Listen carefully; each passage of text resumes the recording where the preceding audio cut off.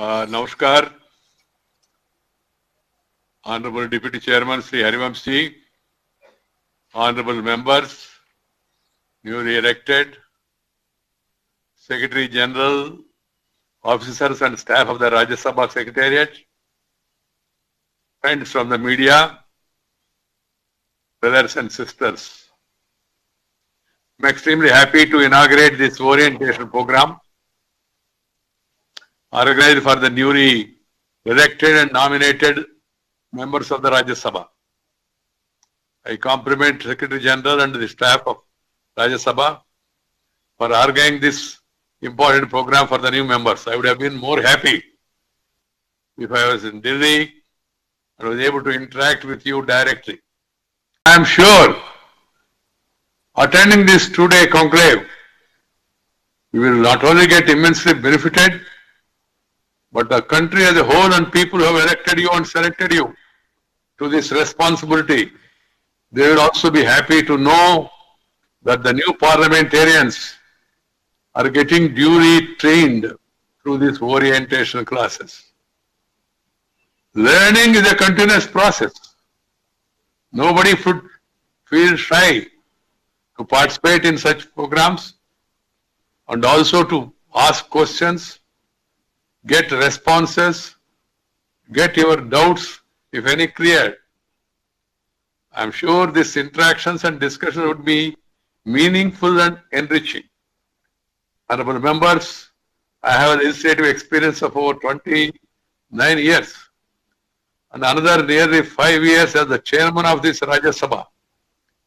Based on my own experience, I would like to share with you some important tips, ideas which can help you become an effective parliamentarian. I come from a rural area, agriculture family. But I got elected to legislative assembly at a young age and also to parliament. Yeah, rise over 4 times. One of the reasons for my success, the look back, is that I used to attend the session continuously, regularly, sincerely. Morning 8 to 1, our assembly used to function, I used to be there continuously. And secondly, listen to the other speeches of senior parliamentarians or legislators, how they are articulating, how they are putting forth their views in a very organized manner, and also visiting the library, going through the parliamentary debates, constituent assembly debates, understanding parliamentary system, and also getting ideas. That's how I have developed myself and I have come to this stage. Eminent parliamentarians like Najpai ji, Vajpayee ji, Piru Modi, Minu Masani, Professor N.G. Ranga, etc. There are a lot of people. Prakash Veer Shastri, Indrajit Gupta, Bhupesh Gupta. Great contribution they have made. So please go through their speeches. Visit the parliamentary library. You can take books also for your reference and go through them. That will give you more knowledge, more understanding. As you go through the Constituent Assembly debates, to understand the vision and perspective of our constitution makers, your knowledge will be further improved.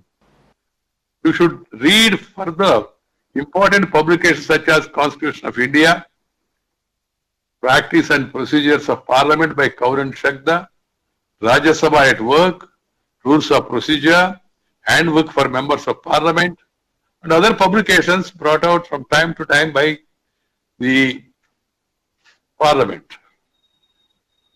Honorable members, studying and knowing the rules, procedures, conventions, rulings, etc. is one part of the capacity to participate proceedings of House. Thorough preparation, enough application of mind, taking notes.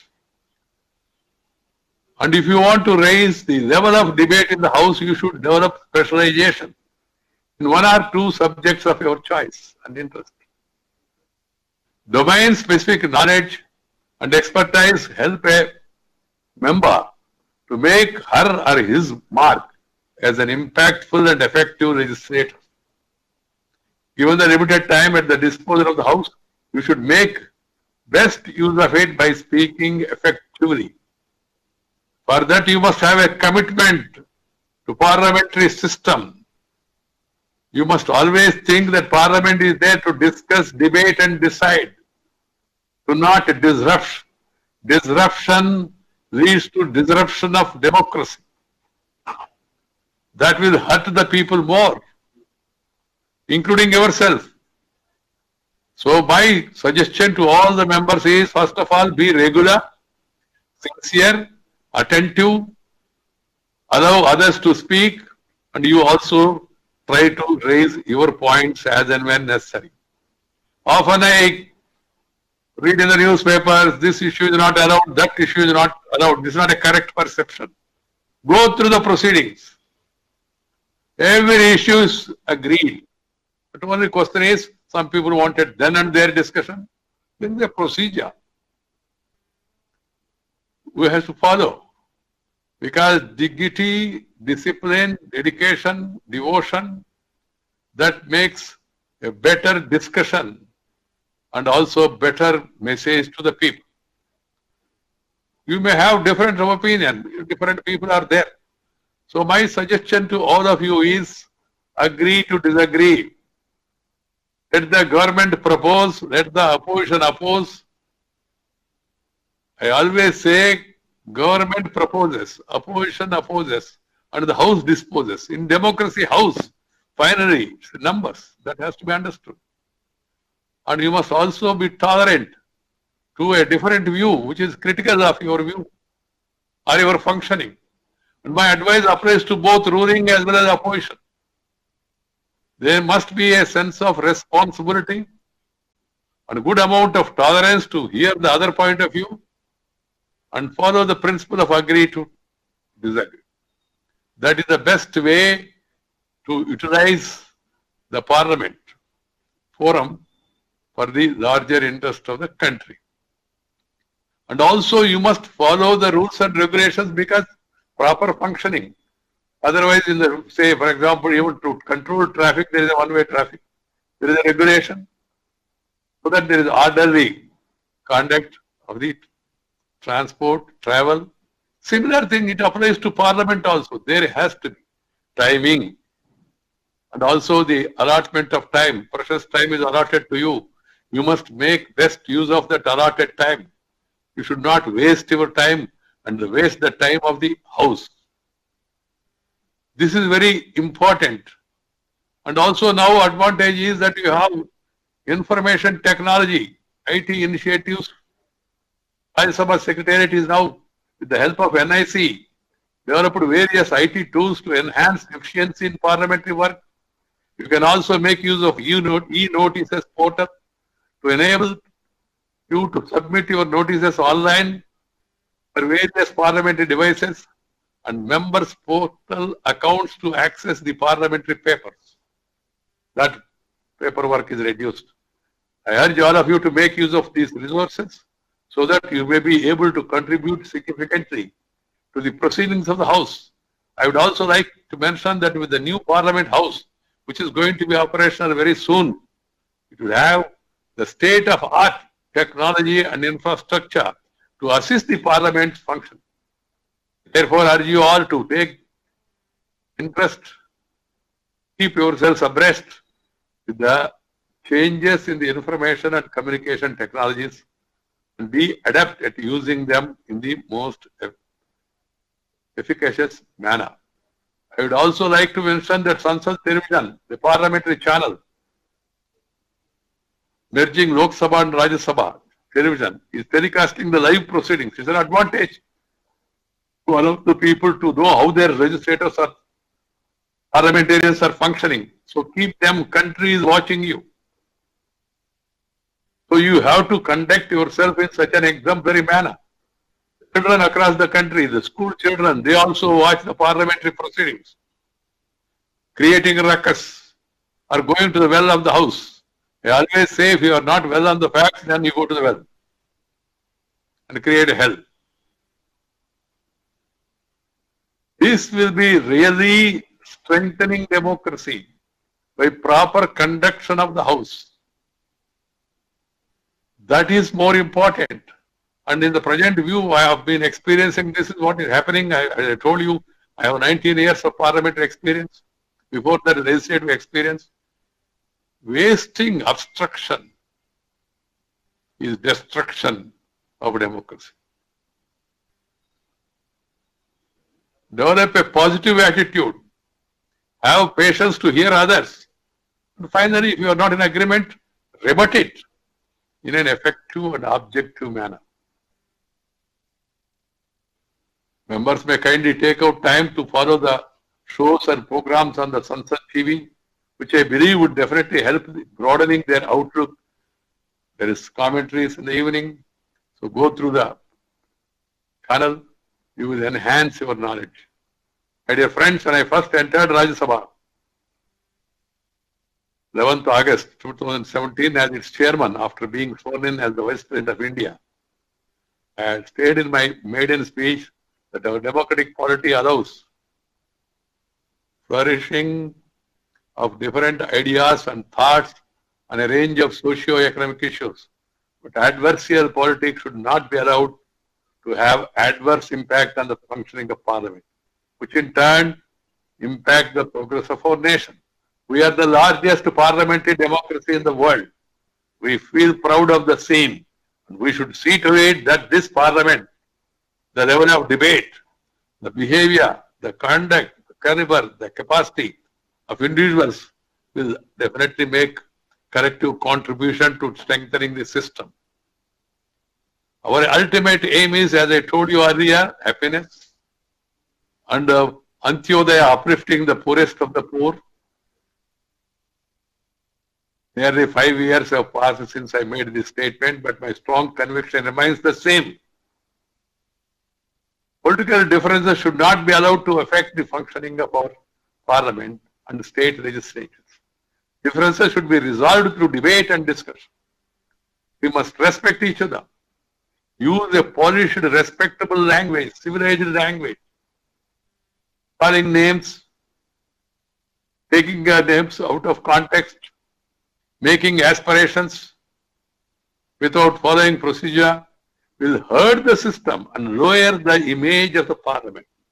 The entire world is looking to India because India is on the move.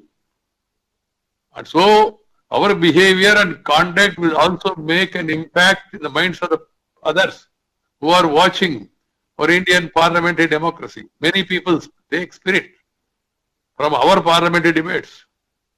Keep that in mind while you function yourself in the House. Discipline, dignity and decorum, 3 Ds. The House are the sine qua non of parliamentary institutions. It pains me when I see the debates and discussions, the hallmark of democracy, are overshadowed by disruption and confrontation, which leads to lowering the image of the Parliament and the legislature and the members of public. No wonder people the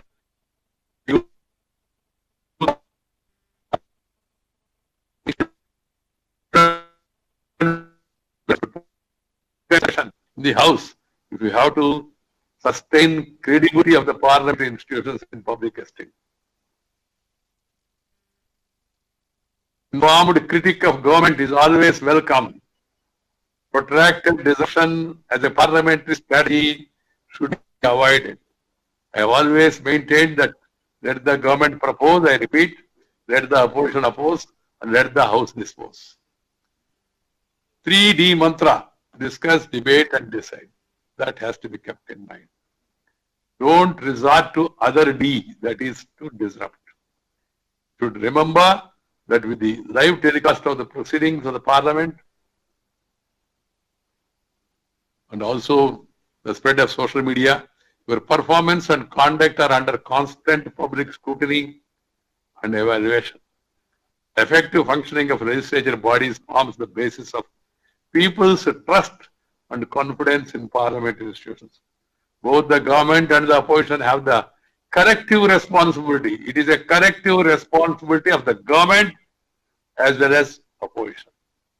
The government must also always share their thoughts to the opposition answer the criticism of the opposition, and also explain the programs and policies of the government. And this is possible if there is an orderly conduct of the House. You can take the government to task, provided if you are going to utilize the time in a proper manner. And if everybody cooperates. At the beginning I told our members of parliament, my operation depends on your cooperation. Otherwise there will be separation, I told them. That's why House is adjourned. Some people ask me, sir, why House is adjourned immediately without giving a chance? When you come to the well of the House, you display placards, which is against the parliamentary system, which will lower the dignity of the House. I sometimes feel better not to show them, not to allow the people to see the decline in parliament. So I adjourn immediately to avoid unpleasant scenes, not for any other reason. Of course, there is another view. No, you must allow everything to go on, sir. Let the people decide. There is another view, of course. But I have taken a view, better show the positive functioning of the parliament and effective utilization of parliament by members, by the public, so that they will form a proper positive opinion about our parliament and people's representatives. Once they lose the faith, you know what will happen to the system. Honorable members, I had the privilege of presiding over this House for the last 5 years. And during the discussions I have seen, there are a lot of people who come with good preparation, make effective presentation as and when they get an opportunity. More often what is happening, question hour is being disturbed, not allowed. And issues which they want to raise, they are already permitted into 0 hour, but they don't take advantage of the same. And the chair declares that this is going to be discussed on a particular day, or this is going to be discussed. Because there is a procedure that even if I allow, I have to consult the government, the minister, his availability, whether he is in Lok Sabha, Rajya Sabha, that day on a particular day, what is his duty on that particular day. Because both the houses are functioning simultaneously. So keep all these things in mind. I can share with you, I was also anguished at times to see how the House could not function properly due to disruption, and how much money we are spending on parliament, how much time we are all devoting. So please go through the procedures and precedents, try to perform well. Our Prime Minister has given a 3-line mantra. He said, perform, reform and transform. Transform yourself, transform system. Transformation for the betterment of the nation. That has to be understood. So with the support and cooperation of leaders and members of the House, of the 13 full sessions which I had presided over, the productivity of the last 5 sessions, which was 42.77, improved to a high of 82.34% for the next 8 sessions as per the research study done by the Secretariat. I would therefore like to request the new members to make an option either to carry forward this positive trend and become change makers, or become obstructionist and remain redundant. Another important aspect to which I would like to highlight is the functioning of the department related to parliamentary standing committees. A great opportunity. You become a member of a particular standing committee, attend it regularly, participate because there is no camera. Government house is more open, and people raise above party lines, and they make good suggestions, and at the end of it, the parliamentary committees, by and large, through consensus, they prepare reports and which are submitted to the parliament. I'm happy that most of the committees, under the stewardship of various chairmen, they are functioning very effectively. Monitoring the performance of the committees in terms of attendance, duration of the meetings, and the participation of members in the committee meetings, and sharing their outcomes with the House during my opening and valedictory remarks. That is the purpose. To remind them that there should be total attendance, there should be proper utilization of time, and everybody should get an opportunity, and attendance should be minimum 50% above, minimum. The meeting should go on for 2.5 hours to 3 hours because there is a cost involved in that. A lot of officers, they are also involved in the preparation to this. And also in committee system, you have the advantage getting answer from the officers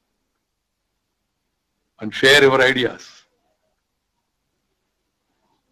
My dear friends, we should try to improve the functioning of the standing committees also. You have now the honor of becoming a member in some committee or other. Average attendance has been over 45% despite COVID 20 to 21. These committees have reported an increase of 20% in the duration of the meetings and 6% rise in attendance despite the pandemic. Since these committees supplement the work of Parliament, it is supplementing the work of Parliament. I request you to take the committee work seriously and make substantial contribution in committee's proceedings. Honorable members, before I conclude, I would like to tell you all we are a multilingual country. We are one country, irrespective of caste, creed, sex, religion, and region. We are one nation, one people. Member who cannot adequately express himself in Hindi or English can speak in his mother tongue in this house. I have taken the initiative to make the simultaneous interpretation facility available to all the 22 scheduled languages. To be able to more effectively articulate your views. I urge you to speak in your native language. Find it more comfortable, as language should not act as a barrier in communication. The facility, the use of mother tongue in proceedings of the House would increase further. I have been impressing upon the Secretariat to improve it further. That there is simultaneous translation. Now you need to give a notice because you have to prepare. We don't have adequate system. But system is being improved. Now 4 languages, Dogri, Kashmiri and Konkani and Santali have been used for the first time since the Rajya Sabha came in to being in 1952. And another 6 languages, namely Assamese, Bodo, Gujarati, Maithili, Manipuri, and Nepali have been used after a long gap. While Hindi and English are the widely used languages, the usage of the 21 other scheduled languages has increased to over 5 times per sitting in 2020 for that of 14-year period between 4 and 17 as per the research study carried out by the Secretariat. So with respect to use of languages, I would like to request you to be mindful of the words you use during the proceedings of the House. It goes without saying that it is the essence of the parliamentary democracy that people's representatives should be free to express themselves without fear of legal consequences. That's why these privileges are given to you. But we need to keep in mind that the privilege of freedom of speech enjoyed by members in Parliament does not give unrestricted freedom to say anything against anybody, anytime, or use defamatory or indecent or undignified or unparliamentary words. This is also equally important. You should always reflect if your words or expressions would be derogatory to the dignity of the House, or if any public interest is served by making such an allegation. You suppose in a fit of anger, you use some language which is not parliamentary. If you realize it, then you can correct it by raising yourself in the House and also by bringing it to the notice of the chairman and also expressing regret. The language used by public representatives should not hurt the sentiments of the people because they expect the representatives to uphold the democratic values. We are role models for the millions of people across the country, particularly younger generation. So we should set up higher standards and maintain dignity, decency and decorum. Improper conduct in the House and disrespect shown to the chair will only hurt the institution of Parliament as it will be shown in poor light. I don't want to take much of your time.